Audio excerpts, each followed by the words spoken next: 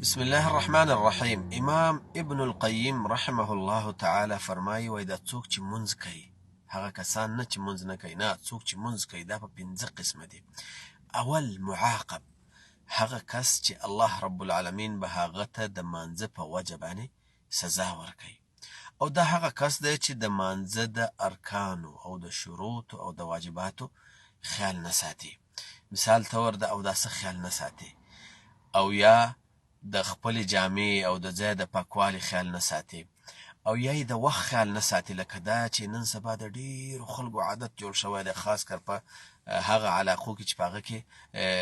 مطلب یو قسم ته صحرایي، هلته خلک د مانځه د وخت خیال نه ساتي، خاص کر د مازدیګر د مانځه.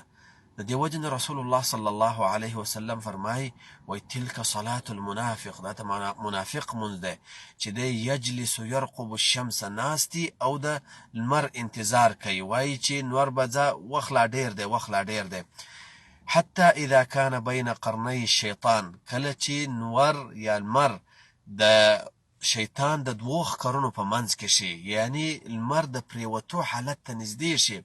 نو قام بیا پاڅي فنقر اربعا، نو بیا 4 ټونګې ووایي، لکه کارګه، لکه مرغه چې 4 ټونګې ووایي، دغسې دی هم مونځ زر زر وکړي او ځان ورنه خلاص کړي. نو داسې سړی چې دی الله رب العالمین به ده ته سزا ورکوي خپل په مانځه باندې، نو باید مونځ په خپل ټیم باندې وشي. دویم هغه کس دی چې محاسب، د هغه سره به د مانځه په وجه الله رب العالمین حساب کوي، او د هغه سړی دی چې واجبات، ارکان، شروط هر څه برابر د مانځه،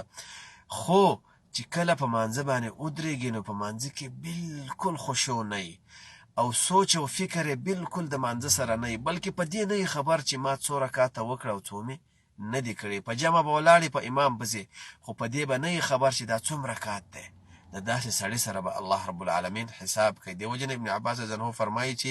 لیس لك من صلاتك الا ما عقلت منها، وای تا ته چې په مانځه باندې ثواب ملاویږي، په هغه مانځه باندې ثواب ملاویږي چې ته په هغه باندې پوه شې، یعنی په کم کې چې ستا ذهن او فکر او سوچ بل ځای، نو هغه منځ باندې تا ته ثواب نه ملاویږي. او دریم قسم چې دی هغه مکفر دی. مکفر دا معنا چې الله رب العالمین به تا ته په هغه مانځه باندې نه ثواب درکوي او نه به عقاب او عذاب درکوي، او صرف دا فریضه به ستانه ساقطه شي. دا هغه سړی دی چې کوشش کوي چې شروط، واجبات، ارکان مکمل شي، او د خشوع کوشش هم کوي، خو بیا هم کله کله شیطان ور باندې غالب شي. نو دا سړی په دې خپل کوشش باندې او په دې خپل جهاد باندې، لکه شیخ الاسلام ابن قیم رحمه الله چې تعبیر کړی، په دې باندې الله رب العالمین دته ثواب ورکوي، خو د دې مانځه کم ثواب چې پوره ثواب د هغه دته نه ملاویږي. څلورم قسم هغه سړی دی چې مثاب، هغه ته د مانځه ثواب ملاویږي، او هغه سړی دی چې شروط، ارکان، واجبات د مانځه هم پوره، او په مانځه کې خشوع هم وي، او ورسره فکر او سوچ هم په مانځه کې، دې سړي ته به الله رب العالمین د مانځه ثواب ورکوي. او پنځم هغه کس دی چې مقرب، چې هغه الله رب العالمین ته په مانځه باندې نږدې کیږي، او دا د الله رب العالمین د مقربینو بندگانو نه دی، د نږدې بندگانو دی. هغه سړی دی چې د مانځه نه خوند اخلي، لکه رسول الله صلی الله علیه وسلم چې بلال رضی الله عنه ته فرمایل چې ارحنا بها یا بلال، ای بلاله ته موږ ته په دې مانځه باندې وصایي راکه، دمه راکه. او ویل به رسول الله صلی الله علیه وسلم چې وجعلت قرة عیني فی الصلاه، زما د سترګو یخوالی په مانځه کې دی، یعنی د مانځه نه خوند اخلي. او د دې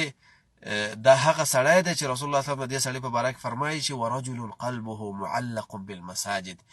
د دې سړي زړه چې دا په مسجد پورې تړلی، یعنی چې یو منځ وکړي بیا یې په زړه کې دی چې خدایه ابل مانځه وخت به کله راځي چې زه منځ وکړم او د دې مانځه نه یو قسم ته خوند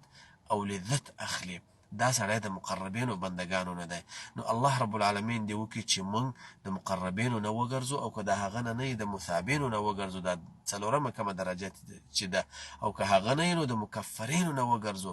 او د دې دوو اولنو نه دی الله رب العالمین موږ نه ګرځوي. کوشش وکړه چې مونځ وکړې، خو صحیح یې وکړې او پوره یې وکړې، او خشوع په مانځه کې راولې، او